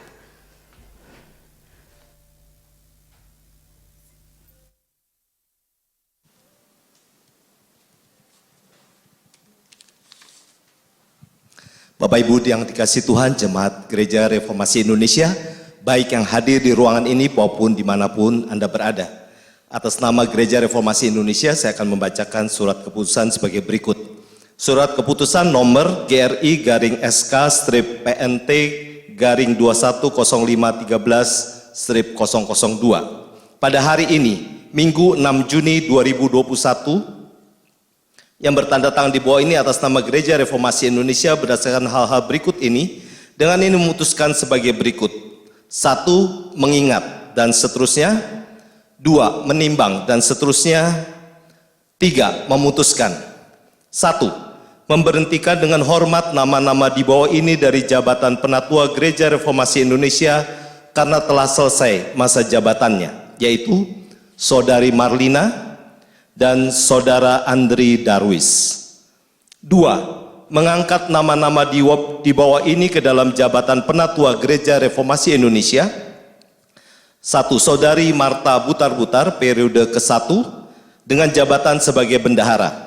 2. Saudara Rahmat Iskandar periode ke-1 dengan jabatan sebagai koordinator Departemen Litbang. 3. Memberhentikan dengan hormat nama-nama di bawah ini dari jabatan non-penatua Gereja Reformasi Indonesia karena telah selesai masa jabatannya, yaitu Saudari Marta Butar-Butar dari Church Event Organizer dan Saudari Hana Lawo sebagai dari Ketua Sekolah Minggu, Komisi Anak. 4. Mengangkat nama-nama di bawah ini ke dalam kepengurusan Gereja Reformasi non-penatua, yaitu Saudari Keisha Fania Putri Kiswanto periode ke-1 dengan jabatan sebagai Badan Pekerja Kategorial, Ketua Church Event Organizer atau CEO. Dan Saudari Dina Aswita Pasaribu periode ke-1 dengan jabatan sebagai Ketua Komisi Anak. 5. Pelaksana peneguhan penatua dan non-penatua diadakan dalam kebaktian Minggu Gereja Reformasi Indonesia hari Minggu 6 Juni 2021. 6. Masa pelayanan penatua dan non-penatua Gereja Reformasi Indonesia selama 2 tahun terhitung sejak tanggal surat keputusan ini ditandatangani.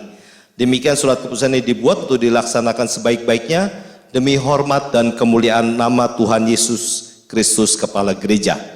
Jakarta 6 Juni 2021, Majelis Jemaat Gereja Reformasi Indonesia. Tertanda Pendeta Netson, Ketua Umum, Penatua Sugiono Subono, Sekretaris Umum, menyetujui. Pendeta Netson, Gembala.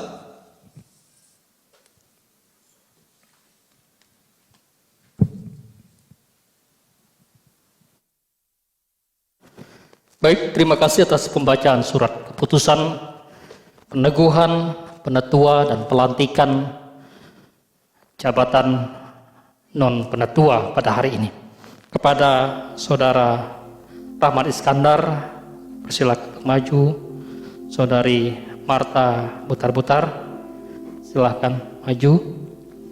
Saudari Keisha Fania Putri Kiswanto, silahkan maju.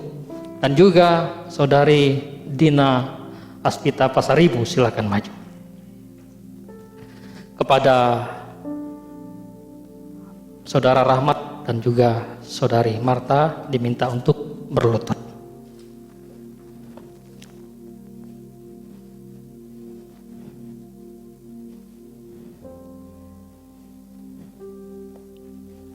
Mari kita sama-sama Bapak Ibu jemaat yang dikasihi Tuhan, baik yang ada di ruangan ini juga yang ada di rumah, kita tundukkan kepala, kita berdoa. Di dalam nama Allah Bapa, Allah Anak, dan di dalam nama Allah Roh Kudus, aku meneguhkan Engkau, Saudara Rahmat Iskandar dan Saudari Marta Butar-Butar ke dalam jabatan penatua Gereja Reformasi Indonesia, dan melantik Saudari Keisha Fania Putri Kiswanto ke dalam jabatan Ketua IO, dan juga Saudari Dina Aswita Pasaribu ke dalam jabatan Ketua Sekolah Minggu.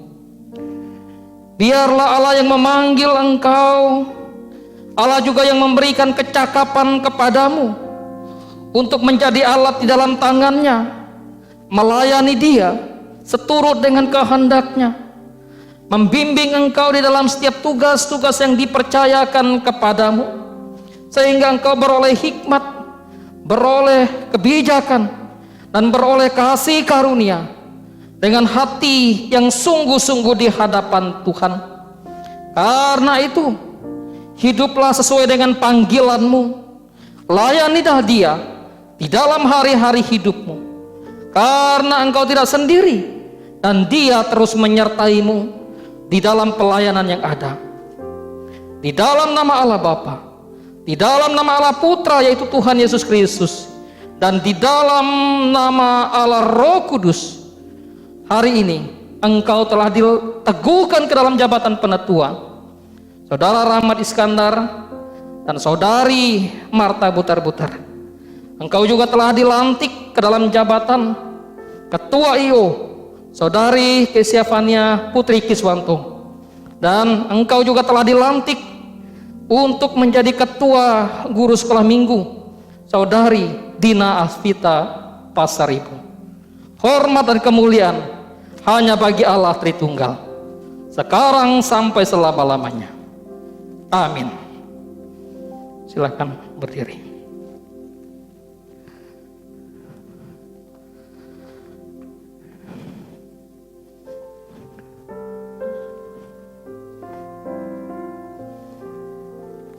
Ya, Bapak Ibu, saudara-saudara yang terkasih dalam nama Tuhan Yesus Kristus, ya, sebelum menghadap ke jemaat, saya mengundang untuk para saudara-saudari, Bapak Ibu yang sudah menyelesaikan tugas jabatan periode di tahun ini untuk serah terima, ya.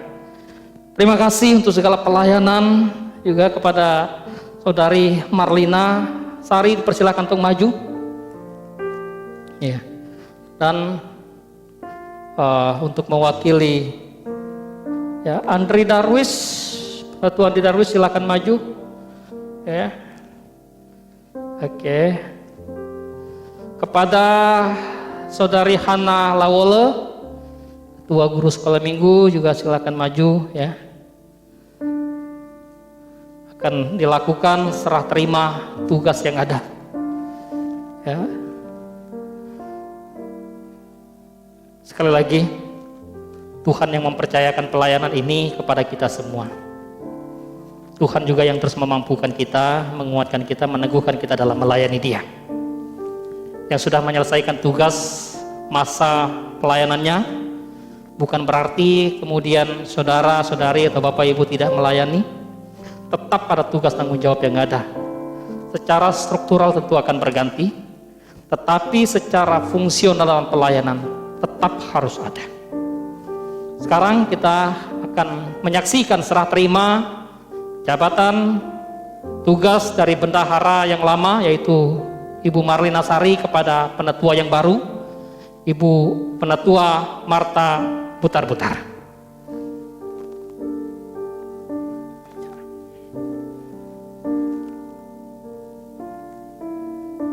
Iya. Nih, salam new normal ya, foto dulu ya. Serah terimanya dulu ya.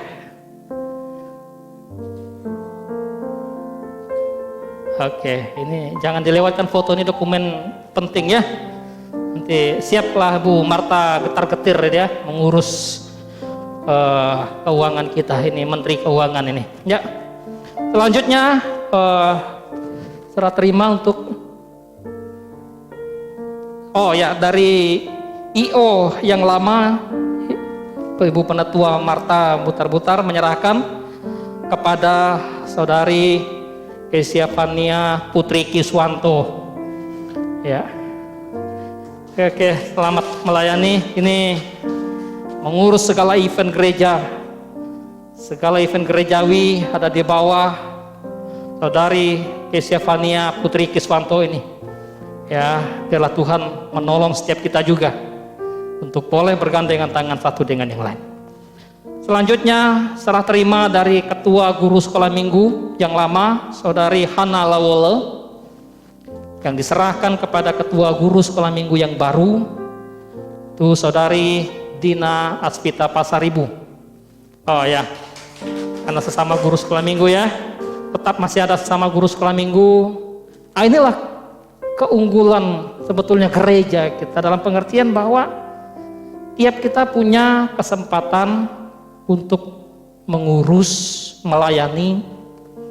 Tentu kepemilihan dalam konteks bahwa bagaimana kita dipanggil untuk sama-sama menjadi berkat bagi seorang kan yang lain. Ya, dari Pak Andri, enggak, karena beda komisi. Ya, silahkan merapat menghadap ke jemaat. Ya, yang baru-baru di depan, yang lama-lama enggak apa-apa di atas, biar 2 baris bisa. Ya, kecuali Ibu Marta karena sebelumnya dia di IO ya.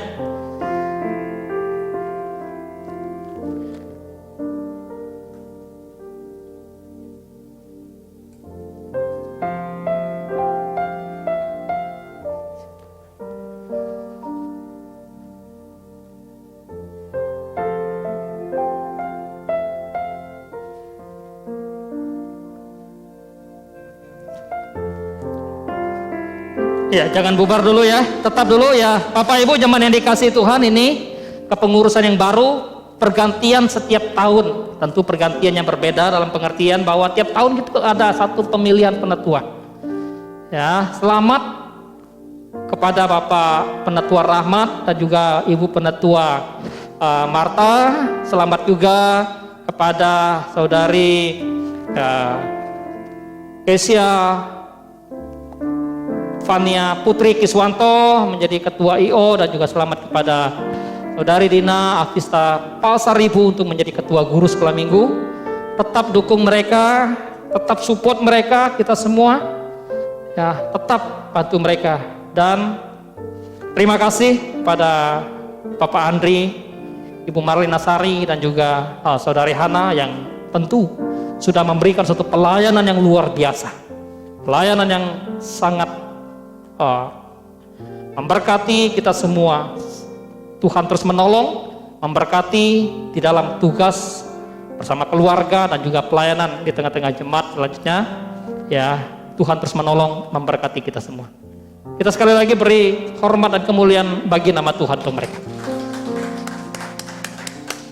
Ya, silakan kembali ke tempat masing-masing. Saya serahkan kepada pemimpin pujian.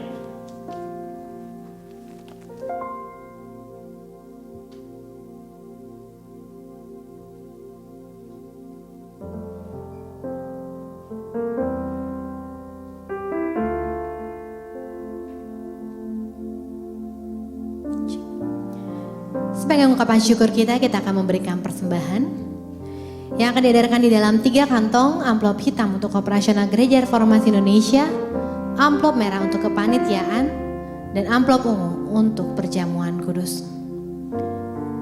Mari kita boleh mempersiapkan persembahan kita yang terbaik, karena apa yang ada pada diri kita semua adalah milik Tuhan. Terima kasih Tuhan atas semua kebaikan-Mu.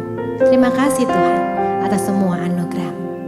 Ayat pengantar persembahan terambil dari 1 Tawarik 16 ayat ke-29. Berilah kepada Tuhan kemuliaan namanya, bawalah persembahan dan masuklah menghadap Dia. Sujudlah menyembah kepada Tuhan dengan berhiaskan kekudusan. Amin. Mari kita persiapkan persembahan kita yang terbaik.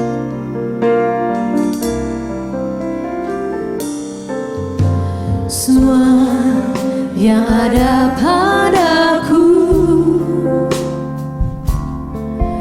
hanyalah milik-Mu. Semua yang dapat ku nikmati hanya kemurahan-Mu. Sungguh ku penuh dosa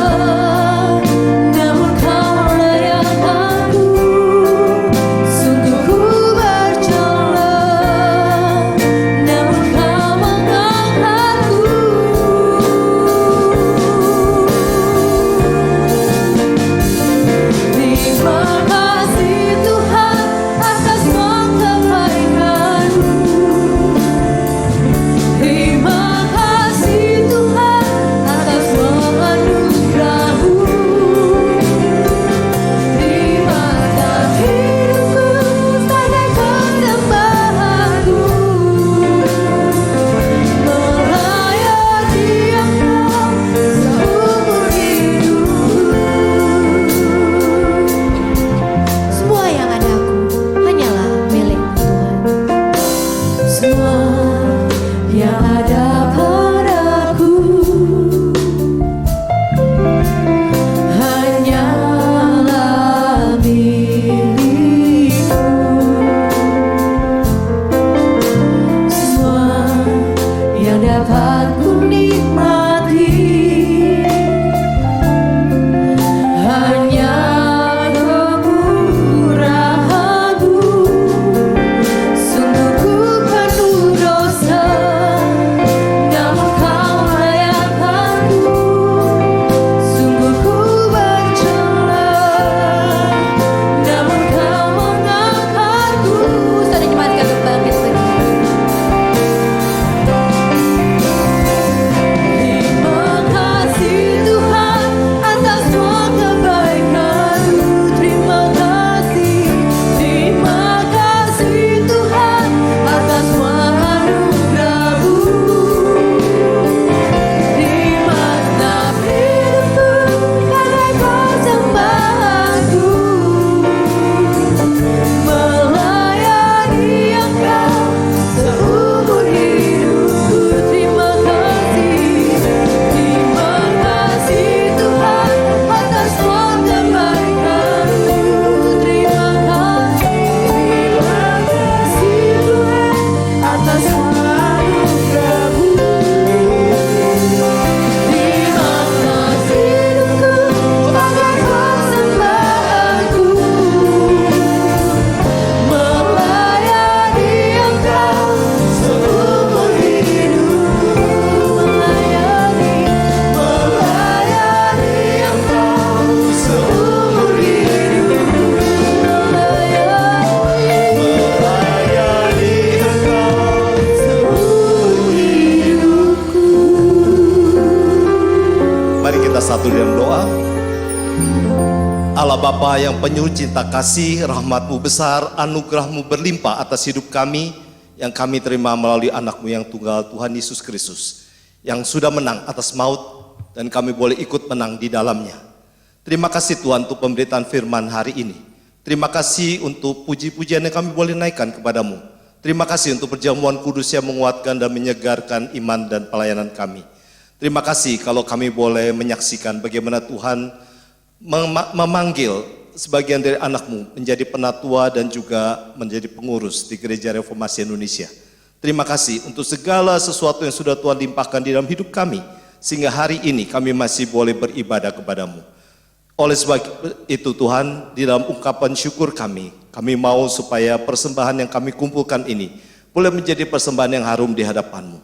Karena semuanya ini milik-Mu dan berasal dari Engkau. Biarlah Tuhan, kami hidup ini boleh mempersembahkan hidup kami menjadi persembahan yang mengharumkan nama Tuhan. Oleh sebab itu sertai Tuhan pengurus di dalam mengelola, Tuhan berkati supaya persembahan ini menjadi kemuliaan bagi kerajaan-Mu. Terpuji nama Tuhan, dalam nama Tuhan kami Yesus Kristus, kami naikkan doa ini, dan Tuhan yang sudah mengajarkan kami berdoa. Bapa kami yang ada di surga, dikuduskanlah nama-Mu, datanglah kerajaan-Mu, jadilah kehendak-Mu di bumi seperti surga. Berikanlah kami pada hari ini makanan kami yang secukupnya, dan ampunilah kami akan kesalahan kami, seperti kami juga mengampuni orang yang bersalah kepada kami. Jangan membawa kami ke dalam pencobaan, tapi lepaskanlah kami dari yang jahat. Karena Engkau-lah yang punya kerajaan, dan kuasa, dan kemuliaan, sampai selama-lamanya. Amin. Jemaat tetap berdiri.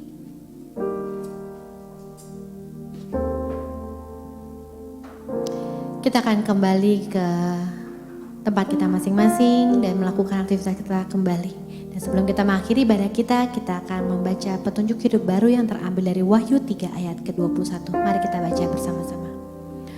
Barang siapa menang, ia akan kududukan bersama-sama dengan aku di atas tahtaku. Sebagaimana aku pun telah menang dan duduk bersama-sama dengan Bapakku di atas tahtanya. Amin. Biarlah pada sampai akhir hidup kita, sampai kita menutup mata kita, Tuhan mendapati kita tetap setia di dalamnya. Karena apapun yang kita miliki di dunia ini, pada akhirnya akan kita tinggalkan dan kita akan kembali ke rumah Bapa. Seperti perempuan, wanita yang mengurapimu, menangis di bawah kakimu. Biarlah demikian hidup kita terus berada di dalam kehendak-Nya.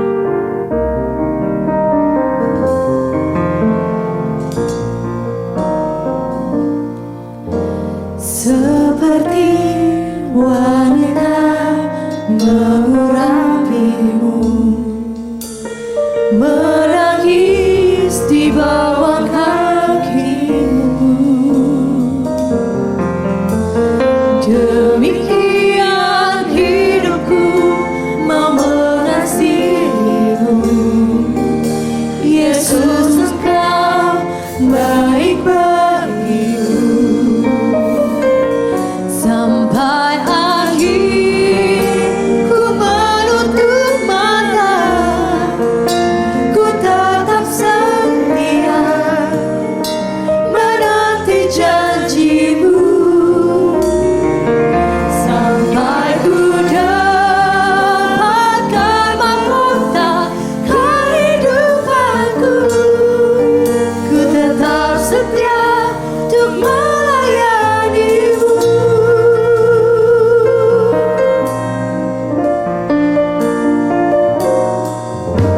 Seperti wanita mengurapimu,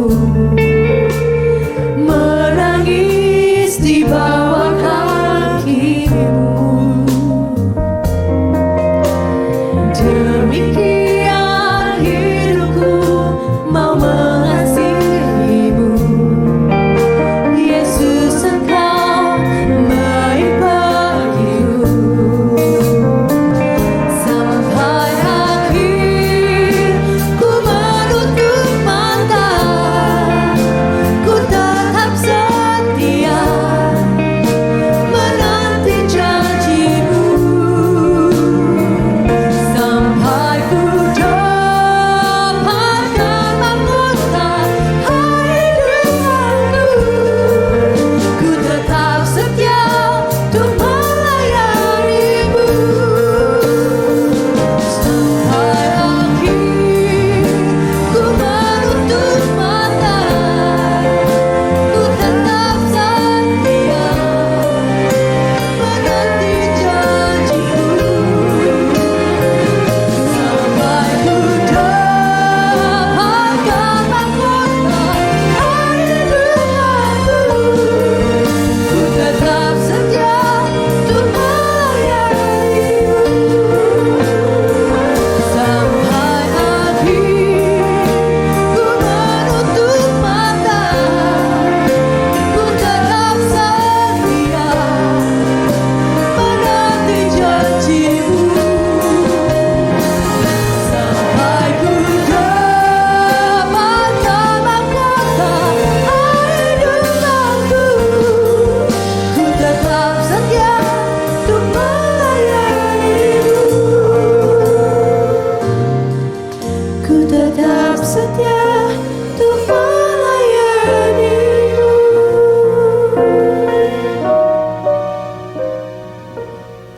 Jemaat yang dikasihi oleh Tuhan kita Yesus Kristus, ibadah kita di Minggu Kudus hari ini yang disertakan dengan pelayanan sakramen perjamuan kudus dan peneguhan serta pelantikan pengurus Gereja Reformasi Indonesia yang baru pada hari ini telah selesai, dan firman telah disampaikan kepadamu. Kristus Yesus Tuhan kita telah menang atas kuasa dosa, menang mengalahkan maut, dan olehnya kita hidup di dalam kemenangan, baik kemenangan atas dosa maupun kemenangan atas maut. Biarlah hari-hari hidup kita berjalan bersama-sama dengan Dia, berjalan di dalam kebenaran firman-Nya.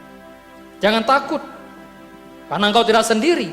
Dia menyertaimu, berkat-Nya ada padamu. Angkatlah hati dan arahkanlah kepada Tuhan, terimalah berkat. Tuhan memberkati engkau dan melindungi engkau. Tuhan menyinari engkau dengan wajah-Nya dan memberi engkau kasih karunia. Tuhan menghadapkan wajah-Nya kepadamu dan memberi engkau damai sejahtera. Turunlah atas saudara sekalian kasih karunia dan damai sejahtera dari Allah Bapa kita di surga, persekutuan yang indah dalam Tuhan kita Yesus Kristus, pimpinan, kekuatan, penghiburan, dan pengajaran dari Allah Roh Kudus terus menyertai saudara sekalian dari sekarang sampai selama-lamanya. Amin. Haleluya, haleluya.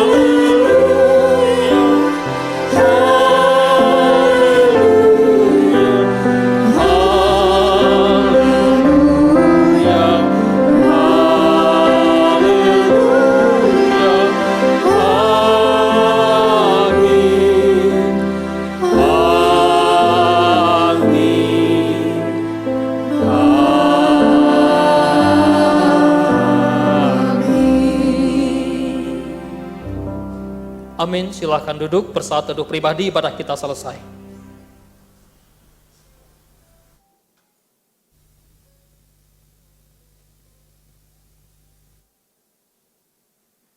Amin.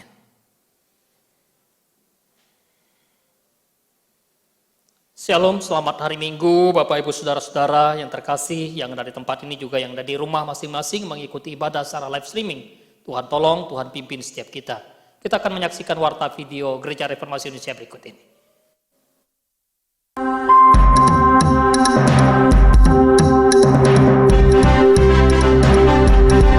Gereja Reformasi Indonesia, misioner dan kritis, melayani, menjawab dan memenuhi kebutuhan umat di segala abad. Shalom, selamat hari Minggu bersama saya Messi Maria, hadir untuk menyampaikan warta sepekan Gereja Reformasi Indonesia. Ibadah tengah minggu, Persekutuan Oikumene hari Rabu pukul 12.00 akan dilaksanakan secara online via Zoom dengan tema Belajar Hidup Cukup yang akan disampaikan oleh Penatua Sugiono Subeno. Antioquia Ladies Fellowship hari Kamis pukul 11.00 akan dilaksanakan secara online via Zoom dengan tema Sendiri Tetapi Tidak Sendirian yang akan disampaikan oleh Pendeta Gelen. Cafe Break Sleepy dan Tomang hari Kamis pukul 19.00 akan dilaksanakan secara online via Zoom. Cafe Break Bekasi hari Jumat pukul 19.00 akan dilaksanakan secara online via Zoom. Antioquia Youth Fellowship hari Sabtu pukul 16.00 akan dilaksanakan secara online via Zoom dengan tema A Song to God yang akan disampaikan oleh Ibu Kesia Bianta Sirait. Sekolah Minggu akan dilaksanakan secara online via Zoom pukul 9.00 yang akan dilayani oleh tim guru sekolah Minggu Gereja Reformasi Indonesia. Ibadah minggu depan akan dilaksanakan secara live streaming di YouTube channel Gereja Reformasi Indonesia pukul 10.00 dan akan relive di YouTube pukul 17.00 dengan tema Hidup Meneladani Kristus yang akan disampaikan oleh Pendeta Peter Spin. kami nantikan kehadiran Anda dalam setiap ibadah sepanjang minggu ini. Dan info lainnya yang perlu Anda ketahui, Kau lihat pelangi kasih-Nya.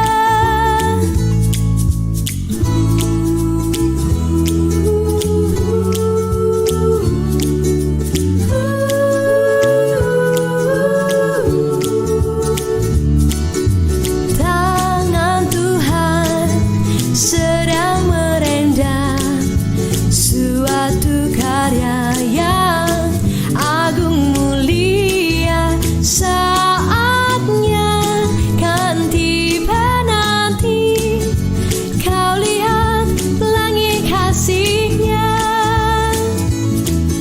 Saatnya kan tiba nanti, kau lihat pelangi kasih-Nya.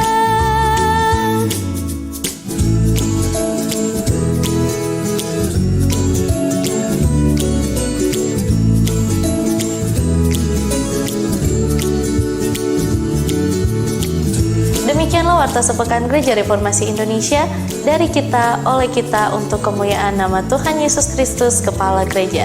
Tuhan Yesus memberkati dan salam sejahtera. Sekian ibadah dan juga info pelayanan Gereja Reformasi Indonesia.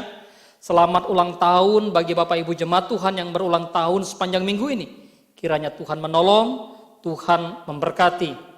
Dan Bapak Ibu, program Departemen Pembinaan akan ada kelompok kecil, karena itu nanti Bapak Ibu Saudara dikasih Tuhan bisa mendaftarkan diri, ya, nanti berkoordinasi dengan Departemen Pembinaan.